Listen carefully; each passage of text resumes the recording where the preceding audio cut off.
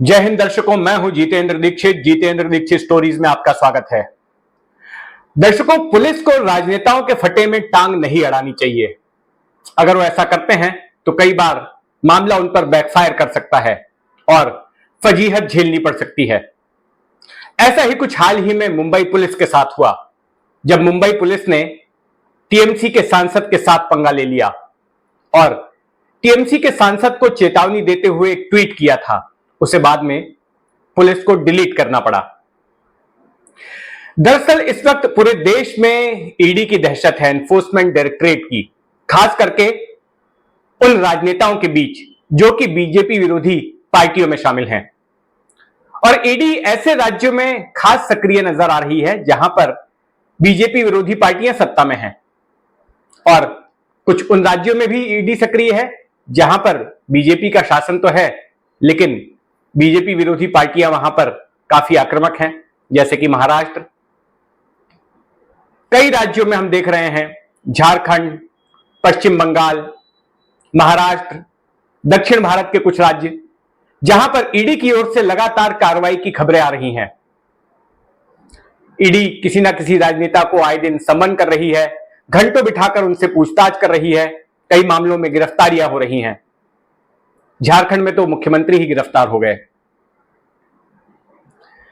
तो एक तरह से ईडी की दहशत है देश में, और इस दहशत को कुछ ऐसे लोग भुना रहे हैं जो कि ईडी के नाम से काली कमाई करना चाहते हैं, जो कि आपराधिक तत्व हैं।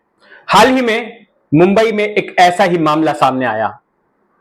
क्या है पूरा मामला, मैं आपको संक्षेप में समझाता हूं। दरअसल मुंबई पुलिस ने एक बिल्डर को गिरफ्तार किया दूसरे बिल्डर की शिकायत पर। अब ये जो गिरफ्तार बिल्डर है, जो आरोपी बिल्डर है और जो शिकायतकर्ता बिल्डर है, ये दोनों ही बिल्डर किसी वक्त में बिजनेस पार्टनर हुआ करते थे। एक साथ में रियल एस्टेट डेवलपमेंट का काम करते थे। मुंबई में जगह लेकर प्रोजेक्ट बनाना, रियल एस्टेट से जुड़े हुए प्रोजेक्ट्स लेते थे, इमारतें बनाते थे। तो इन दोनों ही पार्टनरों ने एक प्रोजेक्ट लिया था बांद्रा इलाके में।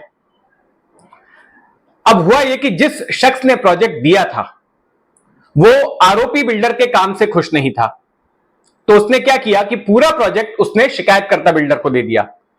शिकायतकर्ता बिल्डर ने आरोपी बिल्डर पर के लिए जो बकाया रकम थी वो उसको दे दिया, एक डीड ऑफ सेटलमेंट किया और फिर उसके बाद अपना काम करने लग गया। लेकिन बात यहीं पर खत्म नहीं हुई। इसके बाद जो आरोपी बिल्डर था उसने एक कॉफी शॉप में एक दिन शिकायतकर्ता बिल्डर को बुलाया और उसे धमकी देने लगा और कहा कि 164 करोड़ रुपए मुझे दो, नहीं तो तुम्हारे खिलाफ एनफोर्समेंट डायरेक्टरेट की कार्रवाई शुरू हो जाएगी, तुम ईडी के मामले में फंस जाओगे और तुम्हारी जान को भी खतरा हो जाएगा। लगातार वो धमकाते रहा। लेकिन इसके बाद जो शिकायतकर्ता बिल्डर था उसने गृह मंत्रालय को अप्रोच किया, गृह मंत्रालय के पास गया जिसके मुखिया देवेंद्र फडणवीस हैं। तो गृह मंत्रालय के निर्देश पर मुंबई पुलिस ने एफआईआर दर्ज की और मुंबई पुलिस की क्राइम ब्रांच ने इस मामले की जांच शुरू की।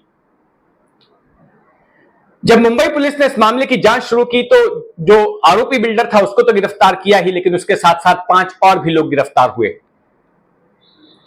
और इस मामले में जो 6वां शख्स गिरफ्तार हुआ उसका नाम था हीरेन भगत, जो कि रोमी भगत नाम से भी जाना जाता है। तो जब रोमी भगत से पुलिस ने पूछताछ की और उसके ठिकानों पर पुलिस ने छापा मारा तो पुलिस की टीम चौंक पड़ी। रोमी भगत के पास से बहुत कुछ ऐसा मिला जो शायद उसके पास से नहीं मिलना चाहिए था। उसके पास से एनफोर्समेंट डायरेक्टरेट से जुड़े हुए कागजात हासिल हुए, आधिकारिक कागजात ईडी के। उसके पास से कई कंपनियों के अंदरूनी कागजात, दस्तावेज बरामद हुए।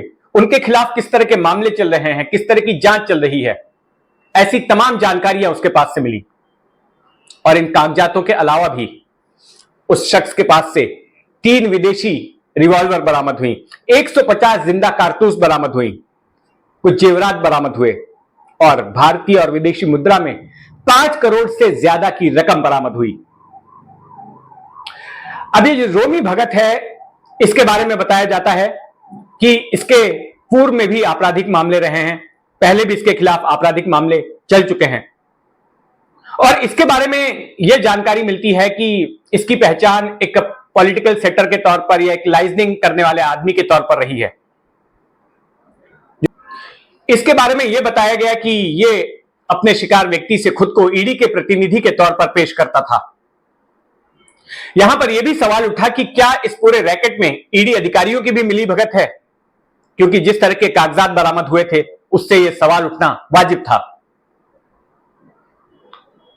लेकिन ईडी की ओर से स्पष्टीकरण दिया गया कि हमने भी इस पूरे मामले में अपनी अंदरूनी जांच की और हमारी किसी भी आदमी की भूमिका सामने नहीं आई, और जो कागजात बरामद हुए हैं ऐसे कागजात तो पब्लिक डोमेन में कोई भी हासिल कर सकता है, उपलब्ध है वो।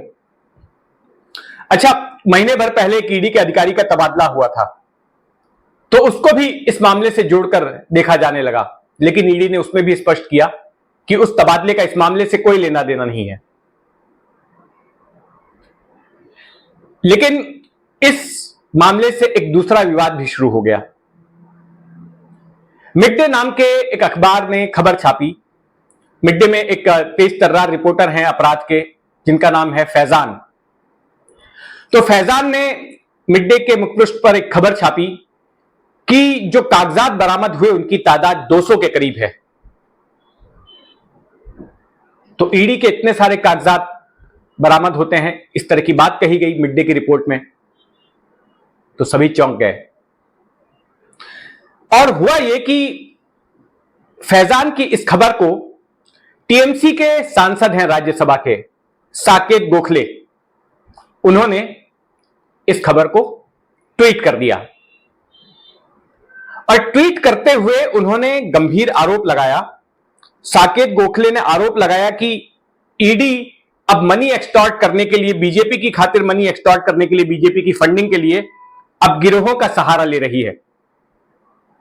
तो यह बड़ा ही गंभीर आरोप था साकेत गोखले की तरफ से, जो उन्होंने मिड डे में छपी फैजान की इस रिपोर्ट के आधार पर लगाया था अपने ट्वीट के जरिए। अब इस पर मुंबई पुलिस ने रिएक्ट कर दिया।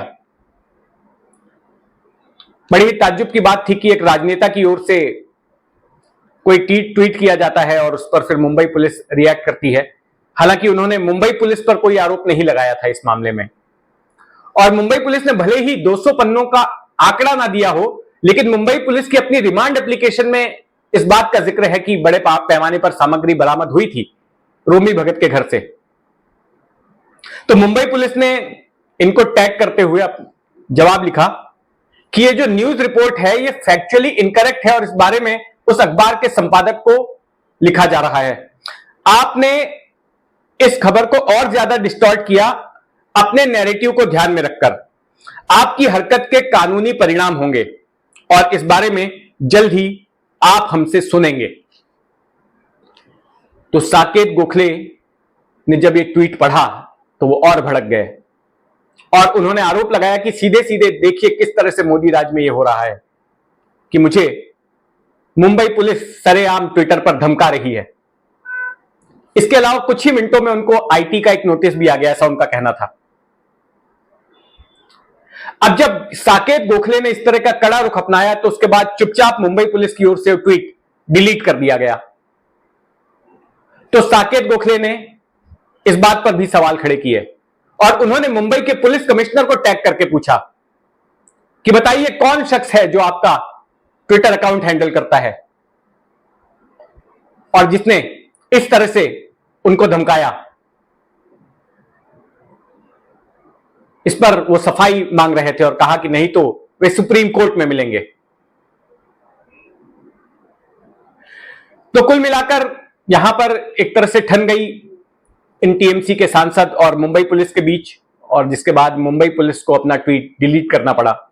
बहुत कम बार ऐसा होता है कि मुंबई पुलिस के अकाउंट से, आधिकारिक अकाउंट से कोई ट्वीट डिलीट हो। मेरे संज्ञान में तो इसके पहले का कोई ऐसा ट्वीट नहीं है। वैसे जहां तक ईडी के नाम से उगाही का मामला है तो फरवरी 2022 में शिवसेना ठाकरे गुट के सांसद संजय राउत ने भी ऐसा ही आरोप लगाया था और उन्होंने आरोप लगाया था कि किस तरह से ईडी की मिलीभगत से कुछ लोग जबरन उगाही कर रहे हैं। और तब चूंकि महाराष्ट्र में ठाकरे सरकार थी तो ऐसे में महाराष्ट्र पुलिस की एंटी करप्शन ब्यूरो ने एक एफआईआर भी दर्ज की थी, मामला भी दर्ज किया था, लेकिन फिर जून 2022 में सत्ता परिवर्तन होता है और उसके बाद वो एफआईआर वापस ले ली जाती है। तो कुल मिलाकर इस कहानी के दो निष्कर्ष हैं। एक कि ईडी के दहशत का आपराधिक तत्व फायदा उठा रहे हैं लोगों से वसूली करने के लिए, और दूसरा कि राजनेताओं के आपसी झगड़े में पुलिस को नहीं पड़ना चाहिए, नहीं तो उनकी फजीहत हो सकती है। तो ये कहानी आपको कैसी लगी कमेंट बॉक्स में जरूर लिखें, और अगर आपने अब तक इस चैनल को सब्सक्राइब नहीं किया है तो सब्सक्राइब कर लें। जय हिंद।